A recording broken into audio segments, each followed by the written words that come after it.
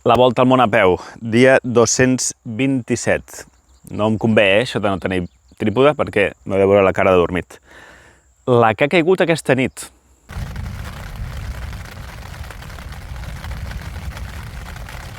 Però estic eixut per dins i per fora, Ara eixugaré una mica la tenda amb això i res, doncs l'hauré de posar dintre la motxilla.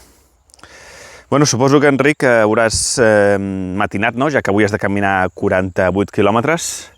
Què va? Són les 8:38. Som-hi.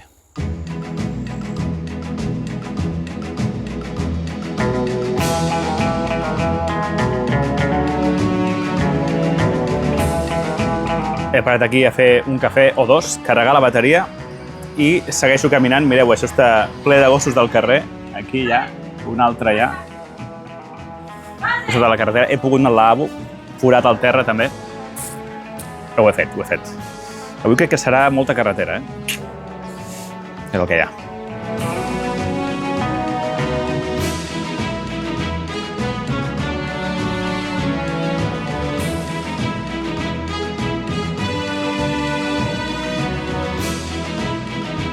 Ara estic anant paral·lel a la carretera principal, com podeu veure. Geòrgia és un país que és tirant a... en vies de desenvolupament, podríem dir, més que Turquia. O sigui, Turquia potser tenim pensat que és un país pobre i no ho és. I, una de les coses que es veu això és que, clar, el lògic és que hi hagués una autopista des de Batumi fins a Kutaisi i després fins a Tbilisi. I la hi ha, però no en tots els trams. Hi ha uns trams que encara estan construint. Llavors, l'autopista s'acaba fa uns quilòmetres, es desvia per aquesta carretera com tipus nacional, saps? Com més petita, i després es torna a enganxar a l'autopista ja fins a Tbilisi. Però sí, no hi ha autopistes, però l'estan construint totes. És un país que està creixent, i m'alegro per ells. Teniu el podcast disponible, que vaig gravar ahir amb el Sergi Marín, aquí, i queden 42 quilòmetres per arribar a Kutaisi. Són ja les 11:07. Mama.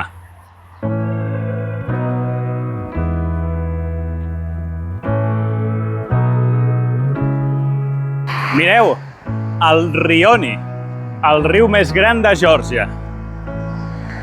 Maco, Aquest va parar al Mar Negre, però no tots els rius de Geòrgia van a parar al Mar Negre. N'hi ha alguns que van al Mar Caspi, que no és un mar, és un llac, però sí. Acabo de veure, darrere meu, jo he gravat una mica d'estrangis, uns homes que estaven netejant el voral de la carretera, recollint bosses i tal. Jo crec que aquí hi ha espai per als cotxes i ho tiren per aquí. Està molt bé que ho recullin, està molt bé. També estaria molt bé que la gent no embrutés. L'altre dia no ho vaig gravar, però vaig trobar-me un noi que vaig estar caminant una estona amb ell fa 4 dies o així. Ell no volia sortir al vídeo i estava fumant, i quan va acabar el paquet de cigarrets el va tirar allà, al voral, i era la seva vila, i ho va deixar allà, sí. No sé, suposo que no és algo cultural, no? No crec que sigui gent que fos aposta... No ho sé. Molt bé, però no costa res, evidentment, no? És que no costa res guardar-se les coses i llançar-les a les escombraries. Què us he de dir, no? És una cosa de sentit comú. Mira, aquí sota un pont hi ha una parada de fruita que té bona pinta i m'he comprat... Com es diu això? Sí, com es diu això? No sé, ara no recordo el nom. Doncs són grans, Mira. Més aquest format està bé per menjar, vinga. Segon esmorzar.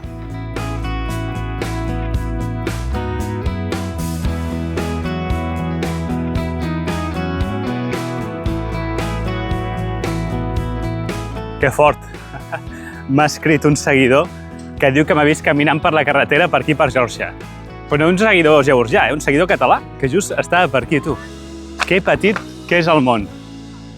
Estic arribant aquí a una ciutat, poble, tal, vaig ser a travessar les vies del tren, i, doncs, com són la 1, crec, sí, la 1, vaig a menjar alguna cosa.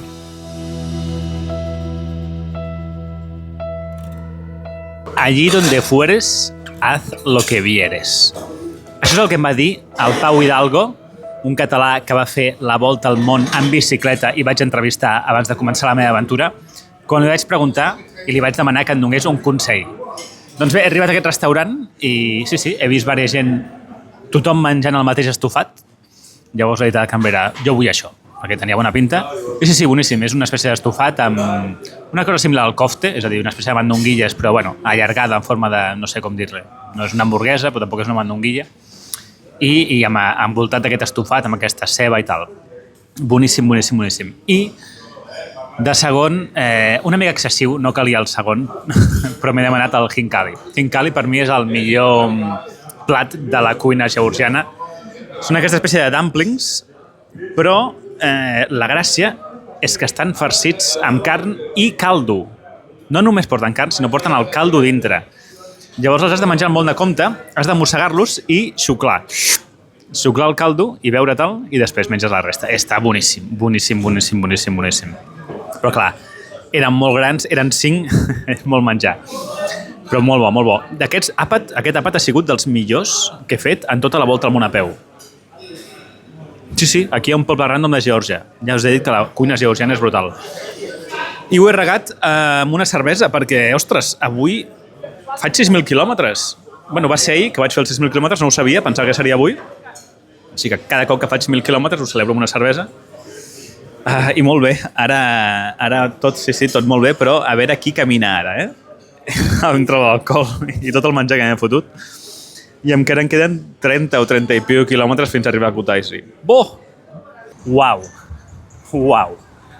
Quan diríeu que m'ha costat un estofat allà ben contundent, amb carn, amb suquillo, amb el pa, 5 hinkalis que estaven boníssims, una cervesa i mitja perquè he demanat mig litre, després he repetit una mica, m'ha dit, omple'm per la meitat.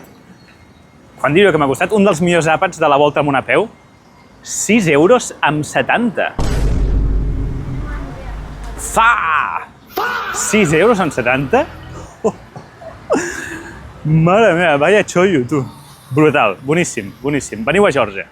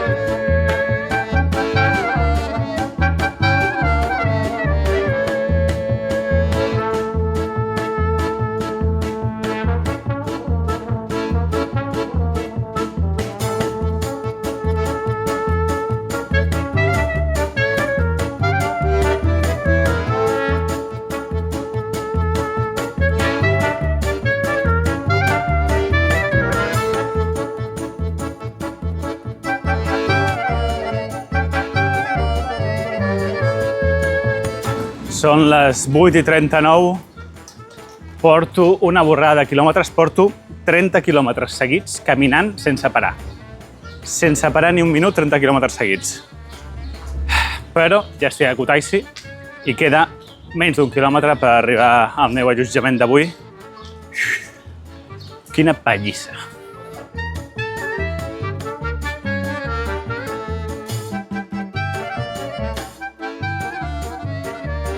Bueno, això és una sorpresa, igual per vosaltres que per mi. Perquè això és un seguidor que, bueno, ja en parlarem. M'ha convidat en aquesta guest house. Bueno, no és una guest house, això. Sí, és una guest house, però una guest house de luxe, És que, mireu, això és la cuina només, la cuina, supergran. Aquí és perquè estiguin 10 persones, I mireu el dormitori.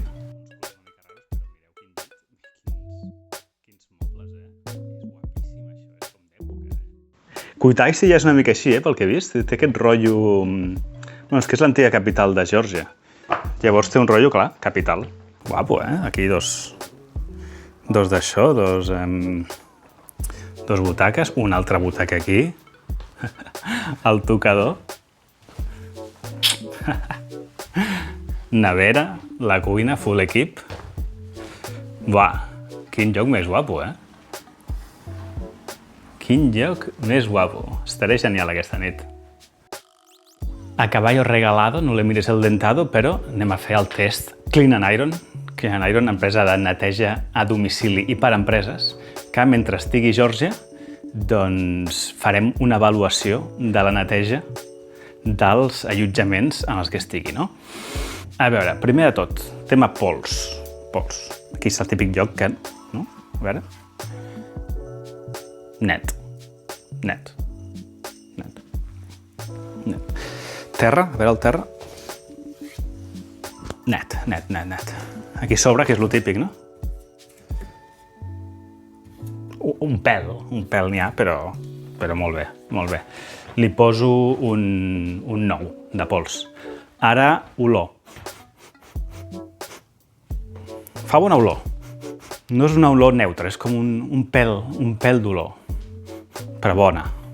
Bueno, li poso un 8,5. Recordeu que Clean and Iron teniu descompte. Si aneu a la seva web, SOS Clean, i feu servir aquest codi de descompte, teniu un 5% de descompte. I, bueno, ara el tercer test seria el lavabo. Aquí tenim el lavabo, estil georgià, que és que està tot junt. Això és una cosa molt rara, jo mai m'acostumaré. La tassa està al mateix lloc que la dutxa. Està tot a Geòrgia així, però el veig bé, l'acaben de fregar pel que veig. I mira, té una mica de sabó i tot. Doncs sí, li poso un 8 també, molt bé. I l'última part de la prova és la prova Iron. Clean Iron no només et ve a netejar a casa, sinó que, a més, et planxa la roba. Això està planxat, doncs no ho sé si està planxat, però està, o sigui, no, quasi, mira, un parell d'arrugues, no, però està molt bé. I no està com descolorit, saps? Que a vegades alguns llençols estan com descolorits. Bueno, doncs li poso, vinga, va, un altre 8,5. Crec que han sigut 2 8,5, un 9 i un 8, doncs mira, de mitja, un 8,5. Bueno, doncs està molt bé aquest joc. Si voleu allotjar-vos aquí mentre veniu a Kutaisi, doncs aquí. Aquí teniu l'enllaç o el que sigui per allotjar-vos. Vaig a dutxar-me fent resum i foguera avui. Moltes coses. Bon dia. És el dia següent, dia 227, crec, de la Volta al Món a peu. Bueno, ahir estava molt cansat, tenia son i a més després va començar el partit i llavors ja no vaig fer el resum i ja el faig ara. Em van portar a sopar, vaig dir, ostres, no tinc molta gana, amb una amanida ja en tindria prou. Però aquí a Geòrgia el concepte no tinc molta gana no l'acaben d'entendre, no està dintre de la cultura. Ja em van portar, a part de l'amanida, patates fregides, una cosa que em van dir que li diuen el ketchup georgià, pa, formatge... En fi, boníssim, Boníssim, també. Bueno, i res, el partit, doncs, molt dominant, Espanya... És que França, irreconeixible, no? O sigui, no semblava el mateix equip de la resta de la Copa del Món, no? Avui, segona semifinal, Argentina-Inglaterra. Bé, resum, ahir, gairebé 50 quilòmetres, 49 i pico, 2 cafès, un refresc, no vaig parlar amb ningú, i de diners gastats, 8 euros.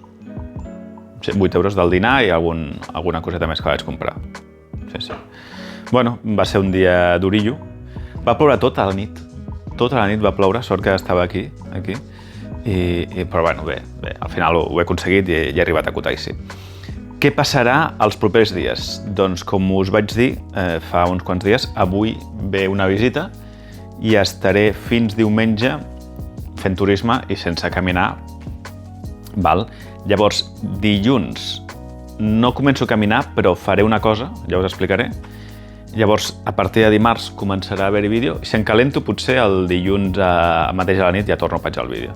Però bueno, torno a caminar dimarts I en aquests dies hi haurà vídeo, hi haurà un vídeo. Us en recordeu que quan estava a Istanbul, abans de sortir, vaig pujar un vídeo resum de moments graciosos, moments divertits, moments curiosos? Doncs hi haurà un vídeo d'aquests. Encara no sé quan, potser diumenge, o diumenge al matí, potser, no sé, bueno, sí. Pujaré un vídeo. Per la resta, doncs, us dono vacances. Molt bé, a veure, fem foguera. A veure, aquí tinc les preguntes, Pregunta per la foguera. Quin país o països creus que serà més difícil acampar i la gent més tancada? Doncs, en la meva ment, el país on això es complia ja l'he passat, que és França.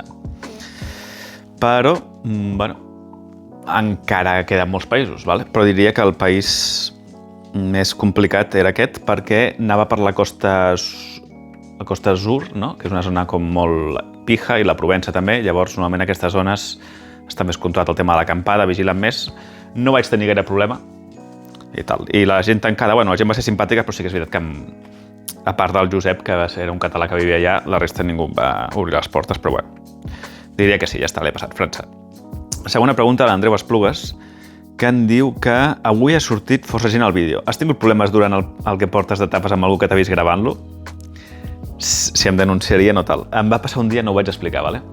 No ho vaig explicar. A Albània era un moment en què, bueno, era bastant... Començava a entrar una part d'Europa més desconeguda, no? I potser amb la gent més oberta, i rebia molts missatges de «Ostres, Enric, no parles prou amb la gent, tal, ens agradaria que sortissin més imatges de parlar amb la gent», no? Llavors jo vaig començar a intentar forçar-se una mica i bueno, no té res a veure en realitat, però bueno, vaig gravar uns nens que estaven jugant a futbol. Estaven a 200 metres, estaven lluny, val? Pues jo els vaig gravar de lluny, com per fer una imatge per un recurs, no se'ls veia la cara, simplement, es veia un nen jugant a futbol. I ells em van veure. I jo, bueno, no sé, normalment els nens, quan els graves fan tal, no? Doncs no, aquest, hi havia un nen que parlava perfecte anglès, cosa també una mica estranya, amb un accent perfecte britànic, que em va dir... Va cridar molt amenaçadorament i molt enfadat. «Ens està gravant! Aquest ens està gravant! Per què ens graves, Per què ens graves?» No van sortir a perseguir-me, per sort, però jo vaig pirar ràpid d'allà, saps? Va ser un moment bastant tens i dels pocs moments així dolents que algú m'ha dit alguna cosa dolent va ser aquest nen d'Albània. Bueno. A veure, en Dida pregunta quantes músiques has fet servir ja al canal? No ho sé. Ho podria comptar. O sigui, no ho podria comptar, però tinc la llista de cançons descarregades i podria fer el compte, però... No sé, deuen ser entre 30 i 50. Que faci servir així habitualment, jo crec que deuen ser 20. Vaig canviant, vaig afegir de noves. No és fàcil perquè el catàleg que tinc d'Epidemic Sound és extens, però de cançons que m'agradin, em costa trobar alguna que m'agradi, Al final es repeteix bastant, però clar, perquè no és fàcil trobar-les, però bueno, tots en dieu, o la majoria en dieu, que us agraden les cançons, per tant, deu ser una bona selecció la que estic fent. Però m'agradaria que fos més variada. Ja tens tot en ment en quan has de triar cada escena? Doncs no. Alguna vegada, potser sí. Alguna vegada dic, aquí posaré aquesta cançó, però rarament, no. Jo gravo i al final, després quan edito el vídeo, primer edito tot el vídeo. Bueno, no edito tot el vídeo. Abans primer editava tot el vídeo, després posava la música. Ara, a mesura que vaig afegint les escenes, vaig posant la música. Ve ser el mateix procés, I amb les escenes que tinc, escullo la música en qüestió. Depèn molt del meu estat anímic en aquell moment. És a dir, no de quan estic gravant, sinó de quan estic editant. Llavors, depèn d'això, depèn de, el dia aquell de Silent Hill, vaig buscar una música així com més suggerent, no? Quan estic a la platja fico la de pa, intento canviar així. Sí, és complicat allò de la música, Val, i el Raül fa moltes preguntes. A veure, et notes endurides les plantes dels peus? Les plantes no, però hi ha parts que hi ha com més fregament en zones de la bamba o... hi ha algunes parts que tenen durícia. Però això és bo perquè si no en sortiria una ampolla. Vull dir, que hi hagi una mica de durícia és bo perquè és per això. Però no, les plantes, el que és la planta, no tinc planta de Hobbit. Portes alguna pedra per llimar-les? No. Les plantilles dur plantilles que t'amortiguin més? No. No cal. Si les bambes ja tenen amortiguació, ja està. Les teves articulacions ens sorprèn quan et despertes no notis càrrega o dolor. Crec que prèviament has fet una bona feina d'entrenament. A veure, jo noto més dolor muscular i no tant a les articulacions. Alguna vegada he notat dolor a les articulacions. Això depèn de cada persona i s'entrena amb els anys. Això no s'entrena en 3-4 mesos d'anar al gimnàs. Sí, això ajuda. Però s'entrena amb els anys. Jo porto ja bastants anys fent travesses i caminant per la muntanya amb una motxilla pesada, llavors el teu cos es va acostumant. Per això dic que si voleu fer aquest tipus d'aventures heu de fer una cosa més progressiva, no? Anar fent travesses curtes i després més llargues. No us poseu a fer directament la Transpirinenca o no us poseu a fer directament la Volta amb una peu perquè el vostre cos no estarà preparat. És qüestió d'anys. Crec, és la meva opinió. Quan el canvi de superfície a dormir, terra, matalàs, hotel, notes al tornar al terra problema d'adaptació? No. No, perquè el matalàs és molt còmode i jo a la tenda estic molt a gust i dormo molt bé si les condicions són bones. Si s'està bé a la tenda, es dorm molt bé. Per tant, no. De fet, hi ha hotels en què no dormo bé. Pel motiu que sigui, perquè el matalàs no és bo, perquè el coixí no és bo, el que sigui. Sí. Val, doncs ja està. Això són les preguntes i ens veiem el proper dia. Estigueu atents. Bona nit.